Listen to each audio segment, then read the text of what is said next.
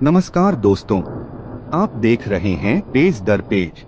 आज मैं आपको सुनाने जा रहा हूँ एक ऐसी किताब की कहानी जो सिर्फ किताब नहीं है बल्कि एक अनुभव है। एक ऐसी कहानी जो आपके दिमाग के अंदर भूल भुलैया बना देती है। हर पन्ना आपको उलझाता है, डराता है और फिर आपको आपके ही दिमाग के अंधेरे में छोड़ देता है।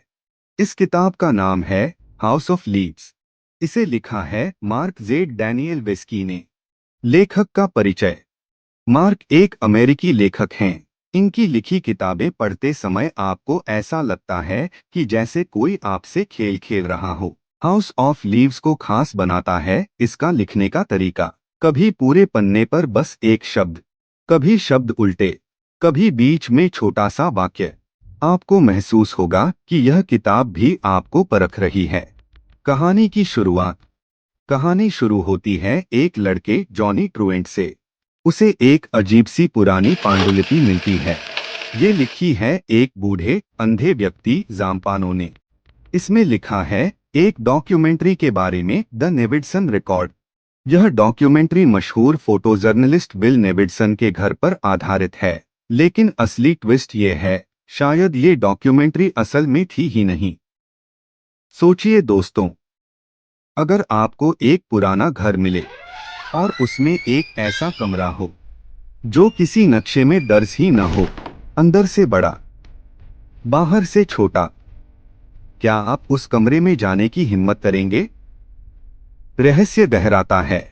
विल नेविडसन अपने परिवार के साथ उस घर में रहने लगता है, लेकिन जल्दी ही उन्हें पता चलता है कि घर में एक काला गलियारा है।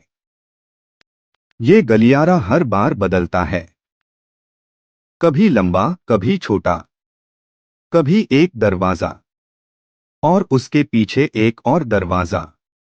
मानो घर जिंदा हो और आपकी हिम्मत की परीक्षा ले रहा हो। सोचिए आप मोबाइल का गैलरी खोलें और उसमें हर दिन नई तस्वीरें जुड़ती रहें, वो भी ऐसी जो आपने कभी खींची ही न हो। आप डरेंगे या जिज्ञासु होंगे? खोज और डर। नेविडसन अपने दोस्तों के साथ उस गलियारे में उतरता है, टॉर्च, रस्सी, कैमरा लेकर।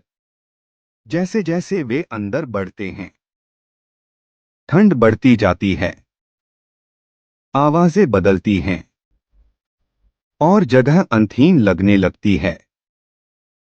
एक पल आता है जब एक साथी अंधेरे में गिर जाता है। उसकी चीख सुनाई देती है, लेकिन समझ ही नहीं आता कि वो कहाँ गया। जॉनी ट्रुएंट का असर। इधर जॉनी ट्रुएंट भी पांडुलिपि पढ़ते पढ़ते बदलने लगता है। उसे लगने लगता है कि कोई उसका पीछा कर रहा है।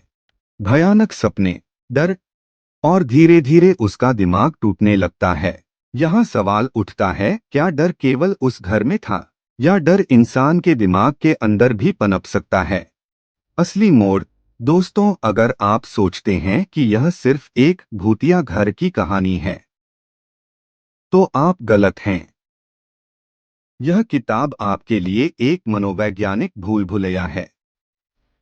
ऐसे मोड़ आते हैं जहां असल और झूठ की रेखा मिट जाती है। संकेत बस इतना है, जो लोग इस घर में जाते हैं वो पहले जैसे वापस नहीं आते। अंत। जिज्ञासा। आखिरकार नेविडसन एक आखिरी बार उस घर में जाता है। अंधेरे में सब कुछ ढहने लगता है, गलियारे गायब हो रहे हैं। नेविडसन भागकर बाहर निकलता है, लेकिन उसके भीतर हमेशा के लिए एक खालीपन रह जाता है। और जॉनी ट्रुएंट, उसका दिमाग पूरी तरह टूट जाता है। अब उसे ही नहीं पता असल क्या है और कल्पना क्या। बाकी की कहानी मैं नहीं बताऊंगा, क्योंकि यही वजह है कि आपको यह किताब खुद पढ़नी चाहिए। जिंदगी के सबक। जिज्ञासा की कीमत होती है। हर सवाल का जवाब आवश्यक नहीं। वास्तविकता सबकी अलग होती है। सबसे बड़ा डर दिमाग का डर है। उदाहरण जैसे कोई अपने करियर में बड़ा जोखिम ले ले, कभी वो कदम उसकी जिंदगी बदल देता है और कभी उसे हमेशा के लिए पछतावा दे जाता है। किसे पढ़नी चाहिए? यह किताब उन लोगों के लिए है जो रहस्य और मनोवैज्ञानिक कहानियों को पसंद करते हैं, साहित्य में नए प्रयोगों को समझना चाहते हैं और अपने दिमाग को चुनौती देना चाहते हैं। अगर आप इसे मिस कर देंगे तो आप एक ऐसी कहानी मिस करेंगे जो किताब भी है, फिल्म भी और डरावना सपना भी। दोस्तों, अगर आप हाउस ऑफ लीव्स पढ़ना चाहते हैं तो नीचे दिए लिंक से अमेज़न से इसे मंगवा सकते हैं। यकीन मानिए, यह किताब आपके दिमाग को हिलाकर रख देगी। आप देख रहे थे पेज दर पेज। मिलते हैं अगले एपिसोड में एक और रहस्यमय कहानी के साथ।